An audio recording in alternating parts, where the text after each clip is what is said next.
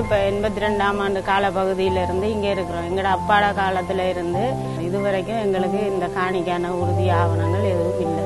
எங்களுக்கு இனி காலங்களில் இந்த தாய் உறுதி வரப்போகுதுன்னு எங்களுக்கு மிகவும் சந்தோஷமாக இருக்குது. எங்களோட ஜனாதிபதி தான் இந்த இது ஒழுங்கு செய்து தந்தமைக்காக நாங்கள் நன்றி கூறுகிறோம்.